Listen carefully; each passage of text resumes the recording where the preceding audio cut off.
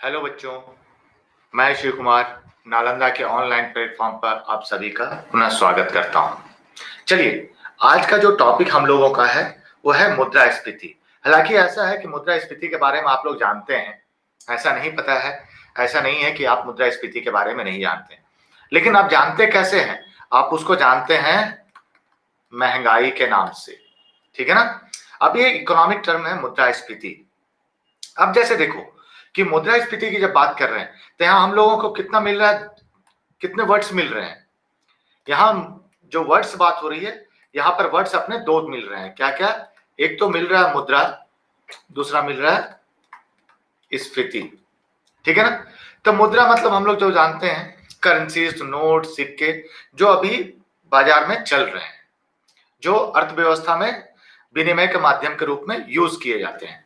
अब आते हैं स्फीति। स्फीति का अर्थ होता है प्रसार होना, फैलना, बढ़ना।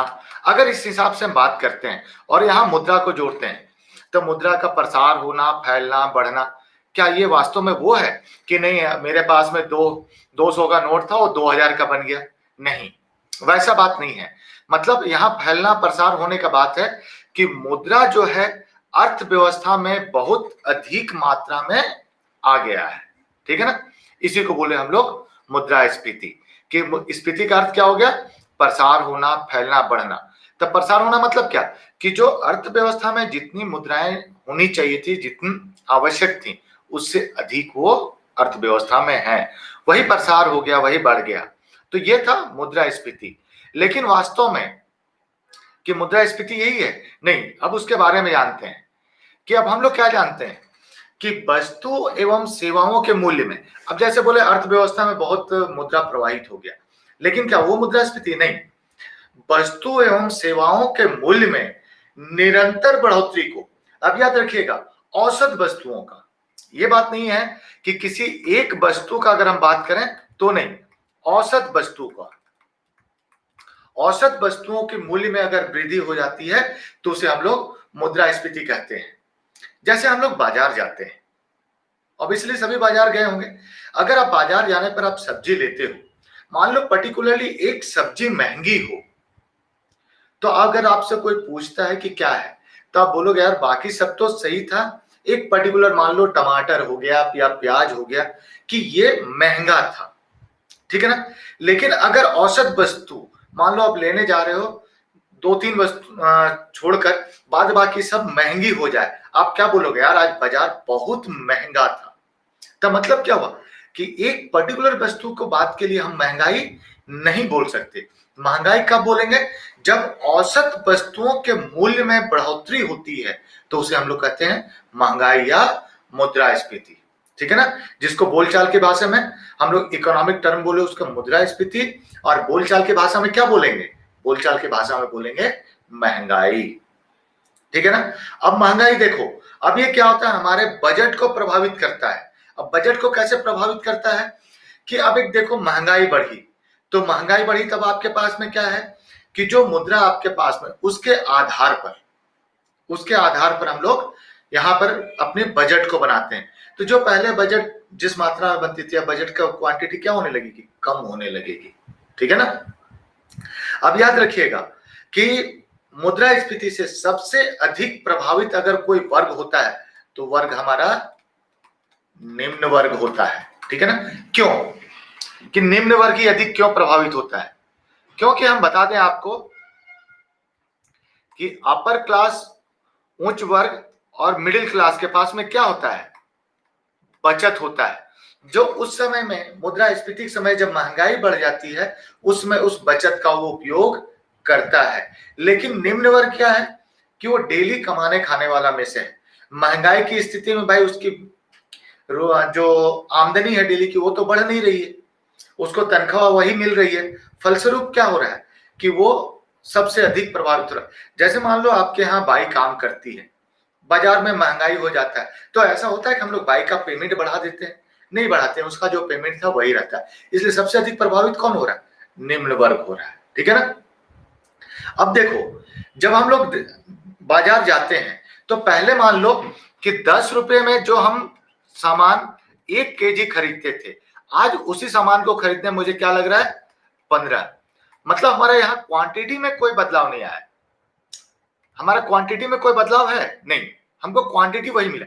लेकिन यहां पर देखिए कि जो पहले काम हम 10 रुपया में करते थे, अब वही काम मुझे कितना में करना पड़ रहा है 15 रुपया। मतलब यहाँ मुद्रा का जो क्रय करने का क्षमता था वो क्या हो गया, कम हो गया। वास्तविक तौर से मुद्रा का जो क्रय करने का जो क्षमता में जो कमी आए उसी को हम लोग मुद्रास्फीति कहते हैं। जैसे देखो, जब सेम क्वांटिटी के लिए अधिक मुद्रा का भुगतान करना हो तब मतलब हो गया मुद्रा की क्रय क्षमता में कमी आना। और सेम क्वांटिटी के लिए यदि आपका मुद्रा को कम मुद्रा की भुगतान करनी हो तो वो परिस्थिति हमारी कहलाएगी, उस स्थिति में हमारा मुद्रा का क्रय शक्ति क्या होगा, बढ़ जाएगा। जैसे मान लो ये 15 की जगह 8 हो जाता तो मुद्रा का क्या हुआ, क्रय शक्ति बढ़ गई, क्योंकि कम मुद्रा देकर हम सेम क्वांटिटी में माल खरीद रहे हैं। ठीक है ना। तो ये था मुद्रास्फीति का इंट्रोडक्शन। अब देखते हैं मुद्रास्फीति का प्रभाव कि किसको किसको किस पर। सरकारी क्षेत्रों में निवेश पर हानि। सरकारी क्षेत्रों में निवेश पर हानि क्यों हो रहा है, क्योंकि वहां पर फिक्स दर से आपको वहां से रिटर्न मिल रहा है, इसलिए जो उस क्षेत्र में हानि उसमें इन्वेस्ट करेंगे तो वहां से क्या होगा, हानि होगा। लेकिन वही जब निजी क्षेत्रों में आप निवेश करते हैं, जैसे निजी क्षेत्र में किसी में आप किसी का शेयर खरीदते हैं तो क्या होगा कि वो जितना अधिक लाभ कमाएगा वो आपको उतना अधिक हिस्सा देगा।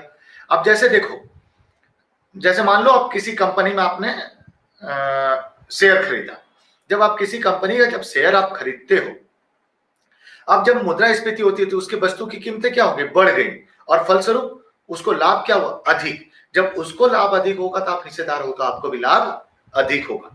ये प्री में प्रश्न पूछता है कि सरकारी क्षेत्र में निवेश वाले को क्या होता है, हानि होता है। निश्चित क्षेत्र में निजी क्षेत्र में निवेश करने वाले को लाभ होता है, और निश्चित आय वर्ग को हानि। जैसे मान लो आपकी सैलरी जो है वो फिक्स्ड है 20,000।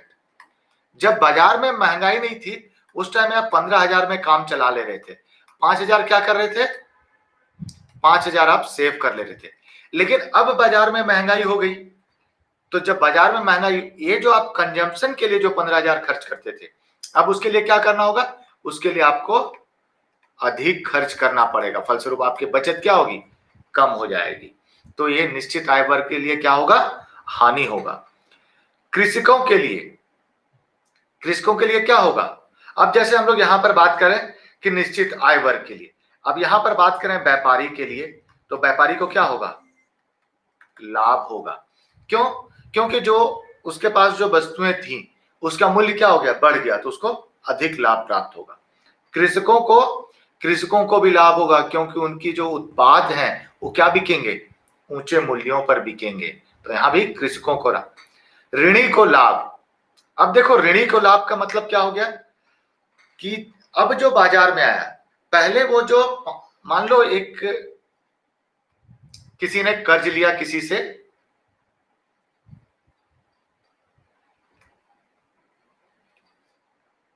किसी ने किसी से कर्ज लिया 1,000 का, ठीक है ना, ये ऋण लिया, ठीक है, ये ऋण लिया। अब ऋण लिया, अब उसको कुछ समय बाद बाजार में महंगाई बढ़ गई, तो महंगाई बढ़ने के पश्चात क्या होगा कि ये जो मुद्रा था इसका वैल्यू क्या हो गया, कम हो गया, तो फलस्वरूप ऋणी को होगा लाभ, लेकिन ऋणदाता को हानि होगा। क्यों, क्योंकि भाई अगर जो 1,000 में उस वक्त वो काम करता, आज समय क्या हो गया, उस मुद्रा का वैल्यू कम हो गया। मान लो 1,000 में ये जो इसने ऋण लिया, 1,000 का क्या किया, उसने सोना खरीद लिया, जितने का भी सोना में, मान लो अमाउंट इसको 10,000 कर दो कि 10,000 का उसने सोना खरीद लिया जिस समय उसने लिया। अब क्या, जब सोना वो खरीद लिया, फिर बाजार में क्या हो गई, मुद्रास्फीति होगी, अब वो सोना को बेचा, तो जब वो महंगाई हुई तो सोना कितने में बिका, 12,000 में। लेकिन वो जो ऋण लिया था कितना लिया था, 10,000, लौटाना उसको कितना है, 10,000, तो वो यहां से 10,000 लौटाएगा, फिर भी 2,000 वो लाभ में रहेगा। इसलिए ऋणी क्या होगा, लाभान्वित होगा, और ऋणदाता को वहां होगी हानि। उत्पादक वर्ग को, जैसे यहां बोले, कृषकों को लाभ। आयात महंगा हो जाएगा, जबकि निर्यात सस्ता हो जाएगा। आयात महंगा का मतलब क्या, कि आपको उसको ज्यादा मुद्रा का भुगतान करना पड़ेगा, और निर्यात सस्ता का मतलब आपके पास कम मुद्रा है, आपके पास आएगा क्या, अधिक लाभ आएगा। करों के भार में कर जो होगा, अब कर मान लो जैसे पहले आप 10 रुपया में बेचते थे तो जीएसटी लगता था 5%, अब वही 15% आप जब बेचेंगे, 15 रुपया में बेचेंगे तो जीएसटी 5% तो लग रहा है। मतलब क्या हो गया कि इस 5 रुपया के ऊपर आपको एक्स्ट्रा जीएसटी का भुगतान करना पड़ रहा है, इसलिए करों के भार में क्या होगी, वृद्धि होगी। तो ये थे क्या, मुद्रास्फीति के प्रभाव। अब देखिए, अब हम लोग आगे देखेंगे मुद्रास्फीति के प्रकार। तब मुद्रास्फीति के प्रकार की जब बात करेंगे, तब मुद्रास्फीति के प्रकार को हम लोग दो आधारों पर बांटे हैं। एक तो कारण के आधार पर मुद्रास्फीति, और दूसरा दर के आधार पर मुद्रास्फीति। जब हम लोग कारण के आधार पर करेंगे तो कारण के आधार पर दो तरह की बात होगी, लागत प्रेरित,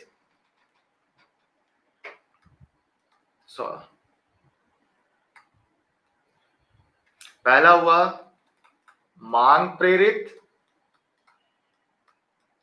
और दूसरा हुआ लागत प्रेरित। ठीक है ना। तो ये हम लोग आगे डिस्कस करेंगे। तो कारणों के आधार पर क्या बोले, मांग प्रेरित, लागत प्रेरित और संरचनात्मक। दर के आधार पर क्या बोले, रेंगती हुई, चलती हुई, दौड़ती हुई और परम मुद्रास्फीति। इन सभी के व्याख्या हम लोग आगे स्लाइड में एक एक करके करते हैं कि मांग प्रेरित क्या है, लागत प्रेरित क्या है, फिर दर के आधार पर करेंगे। तो आज हम लोग सबसे पहले करते हैं कारणों के आधार पर मुद्रास्फीति।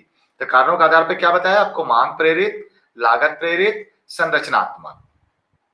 दर के आधार पर रेंगती हुई, चलती हुई, दौड़ती या भागती हुई और परम मुद्रास्फीति।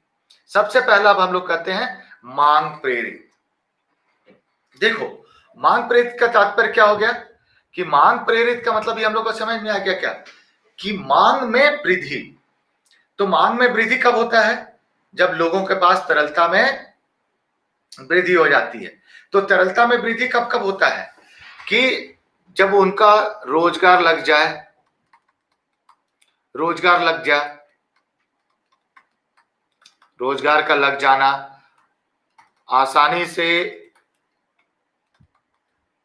आसानी और कम ब्याज दर पर ऋण मिलना। मतलब क्या होता है कि अर्थव्यवस्था में अचानक से रोजगार, मतलब संरचनात्मक ढांचा जो है, जैसे इंडस्ट्रियलाइजेशन का ज्यादा हो जाना, किसी क्षेत्र में औद्योगिक क्षेत्रों का खुल जाना, तो वो क्या हुआ, वहां रोजगार सृजन हो गया। अब जब रोजगार सृजन होगा तो क्या होगा, लोगों की आय बढ़ेगी, अथवा आसानी से और कम ब्याज दर पे आपको ऋण उपलब्ध है।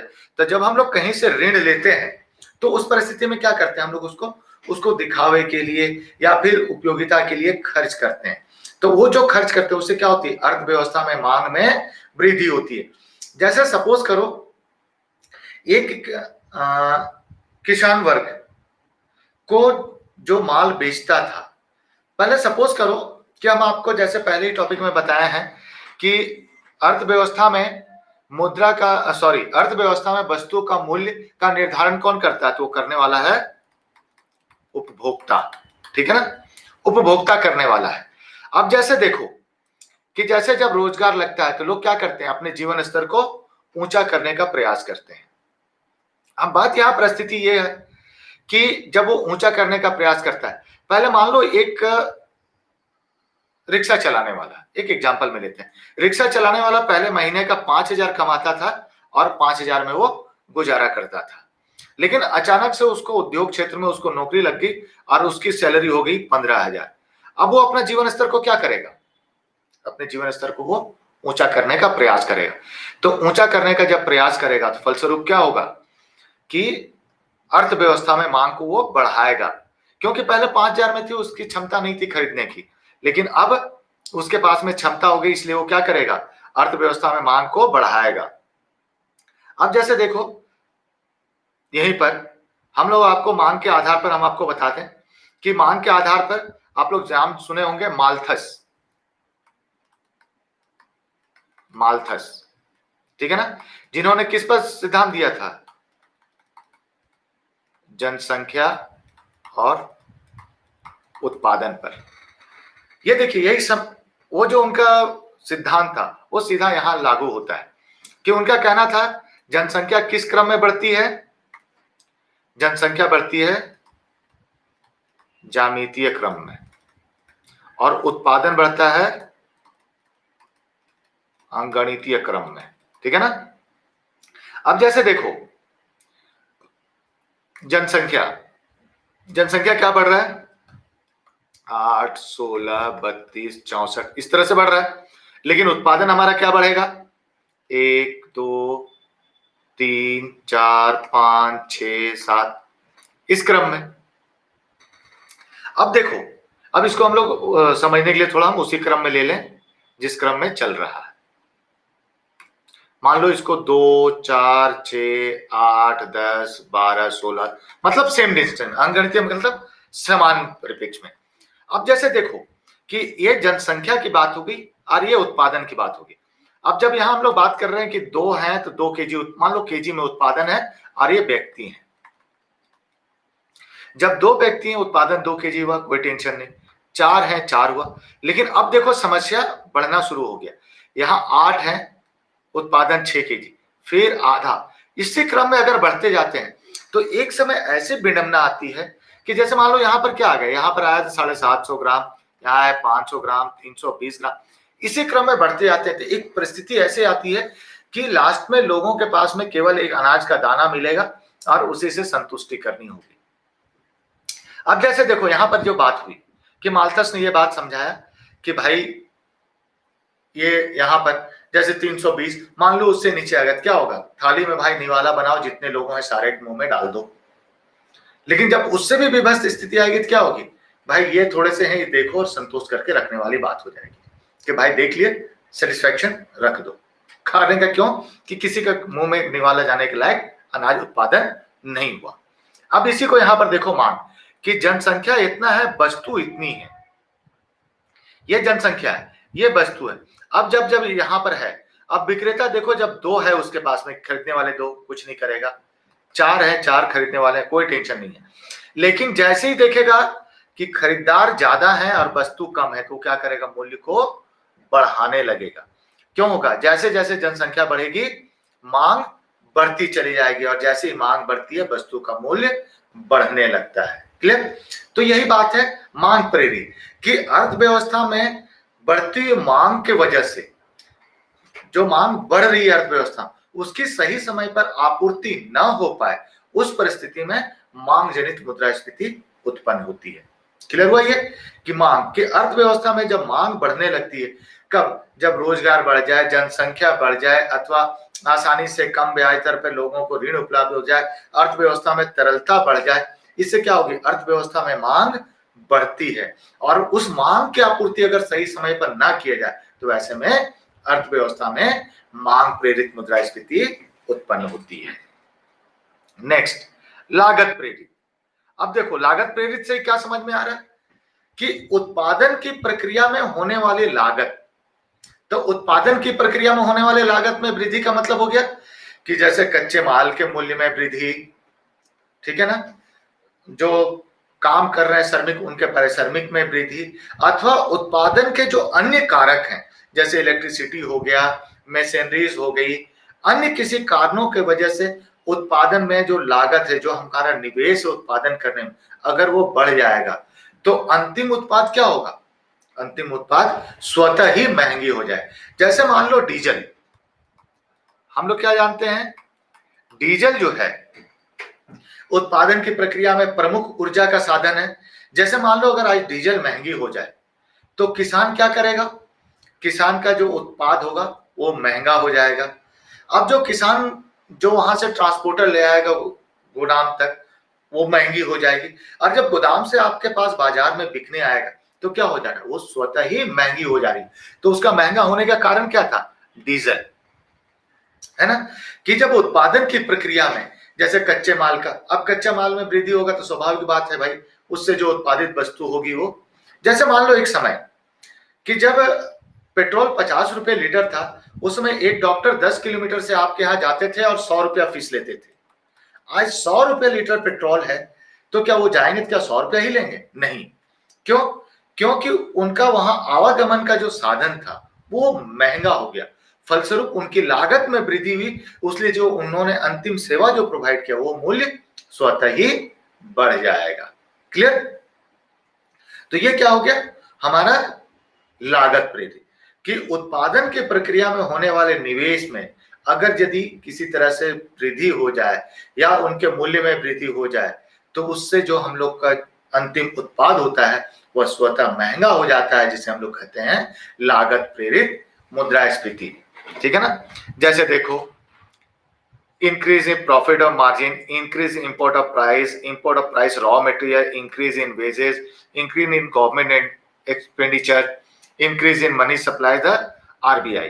तो ये सभी क्या है? सब फैक्टर हैं जो उत्पादन, जैसे मान लो जो उत्पादक वर्ग है वो क्या किया है? ऋण लिया है, उस पर इंटरेस्ट रेट बढ़ गया, तो वो इंटरेस्ट रेट किस पर लगाएगा?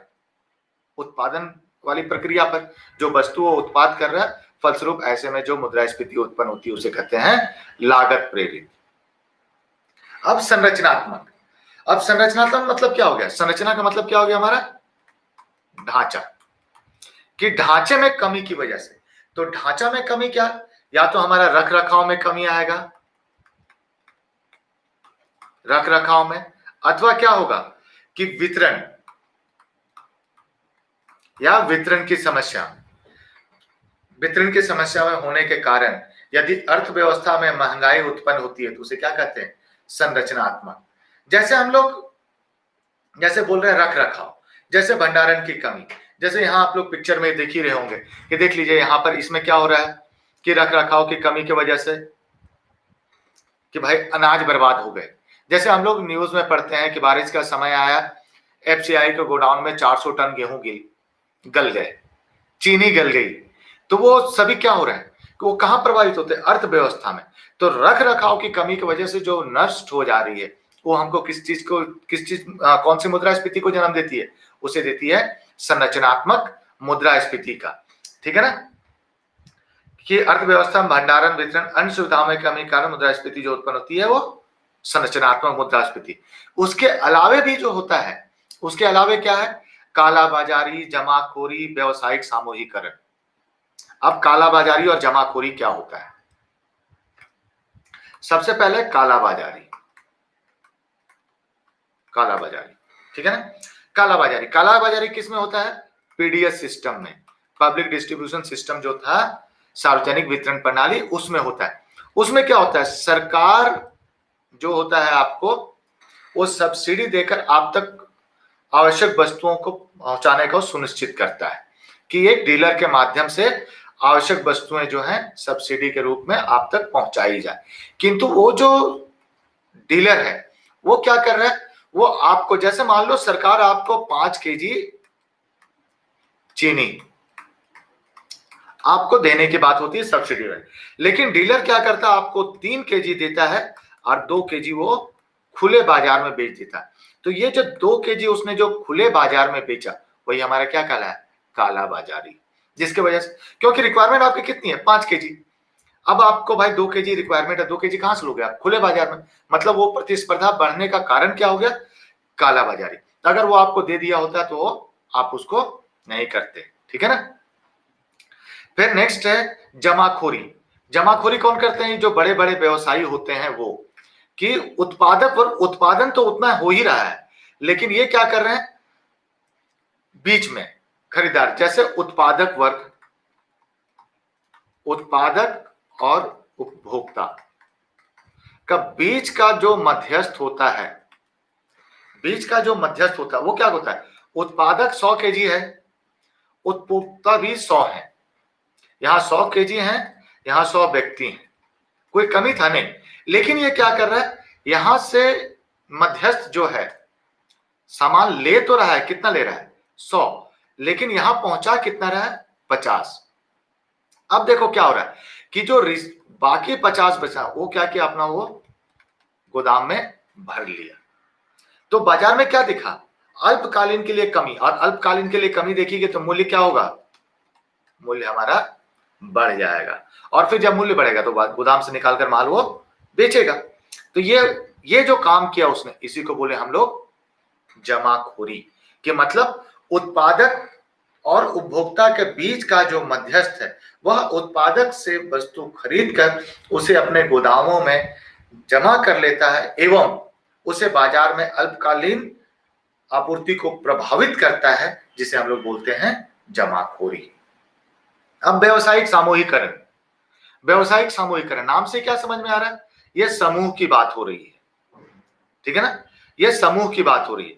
तो समूह का मतलब क्या हो रहा है कि कोई उत्पादक वर्ग यदि एक साथ एक समूह में एकजुट होकर, मतलब क्या कि वो प्रतिस्पर्धा की प्रक्रिया को भूलकर सभी एकजुट हो जाएं और उसमें वो लोग एक मूल्य निर्धारित कर दें, तो क्या हो जाएगा? बाजार में महंगाई बढ़ेगी। जैसे मान लो आज के समय में हम लोग जो सिम यूज करते हैं वो सभी एक साथ जुड़ जाए, मान लो एयरटेल, जियो, वोडा, जितने भी हैं, बीएसएनएल, ये सब एक साथ में अगर जुड़ जाएं और बोलें कि भाई अब आपको महीने का रिचार्ज 500 करना होगा, हम लोग क्या हो जाएंगे? बॉन्डेड हो जाएंगे कि भाई 500 ही करना पड़ेगा, चाहे आप जिस किसी में भी लो, है ना, आप जिस किसी का लोगे। तो ये जो मूल्य वृद्धि हुआ ये किसके वजह से हुआ? व्यवसायिक सामूहिकरण के वजह से हुआ। अब जैसे हम लोग नाम जानते हैं ओपेक, ये क्या है? Organisation of petroleum exporting countries. यह जो है यह 14 देशों का समूह है। याद रखिएगा कि इसमें जब लास्ट देश जो था इसमें इसको छोड़ने वाला जो था वो था कतर। कतर यहां से छोड़ दिया और वेनेजुला भी इसमें सम्मिलित है।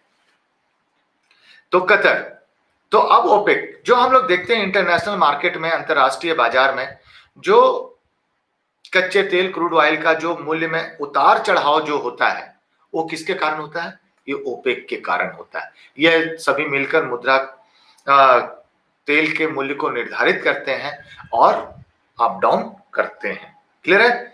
तो ये था मुद्रास्फीति कारणों के आधार पर। अब हम लोग को देखते हैं दर के आधार पर। तो दर के आधार पर मुद्रास्फीति को हम लोग ने कितने भागों में बांटा था? 4 भागों में, रेंगती हुई, चलती हुई, दौड़ती हुई अथवा भागती हुई या परम मुद्रास्फीति। यहां पर देखिए केवल दर की बात हो रही। दर का मतलब हुआ 1% जो हमारी महंगाई बढ़ रही है उसका प्रतिशत क्या है। तो रेंगती हुई मुद्रास्फीति का मतलब क्या हुआ कि जब मुद्रा किसी अर्थव्यवस्था में मुद्रास्फीति की दर 0 से लेकर 3% के मध्य हो तो वह मुद्रास्फीति रेंगती हुई मुद्रास्फीति कहलाएगी। ठीक है ना? यह किसी भी अर्थव्यवस्था के लिए अच्छे संकेत होते हैं। क्यों? क्योंकि यह प्रदर्शित करता, अगर मान लो मुद्रास्फीति नहीं है, 0, दैट मीन्स क्या हुआ कि अर्थव्यवस्था में मांग नहीं है। क्लियर? कि मांग नहीं है, फलस्वरूप आप उत्पादन के लिए उत्सुक नहीं होगे। ठीक है ना? तो ये क्या हो रहा है कि जानता है कि अर्थव्यवस्था में मांग है और मुद्रास्फीति जो है वो नियंत्रित है। नेक्स्ट, चलती हुई मुद्रास्फीति। जब मुद्रास्फीति की दर 3 से लेकर 10% तक हो तो वैसी मुद्रास्फीति कहलाएगी चलती हुई मुद्रास्फीति। और ये विकासशील देशों के लिए यह आम स्थिति है, क्योंकि यह भी एक अच्छा संकेत होता है विकासशील देशों के लिए, क्योंकि इतनी मुद्रास्फीति अगर रहती है तो उत्पादक वर्ग को उत्पादन के लिए ये प्रेरित करती रहती है। ठीक है ना? क्योंकि बाजार में अगर मांग होगा तभी तो महंगाई बढ़ेगी, और जब महंगाई बढ़ रही है उस वस्तु का मांग है, तो जब वस्तु की मांग होगा तो उत्पादक वर्ग लाभ कमाने के उद्देश्य से उसका अधिक से अधिक उत्पादन करे, और अधिक उत्पादन करने के लिए क्या लगेगा? अधिक परिश्रमिक लगेंगे, फलस्वरूप यहां रोजगार भी उत्पन्न होता है। नेक्स्ट है दौड़ती हुई या भागती हुई मुद्रास्फीति। जैसे बहुत जगह इसको देखिएगा, दौड़ती, भागती, उछलती, कूदती नाम दिया गया होगा, लेकिन हम एक ही साथ में बोल देते हैं।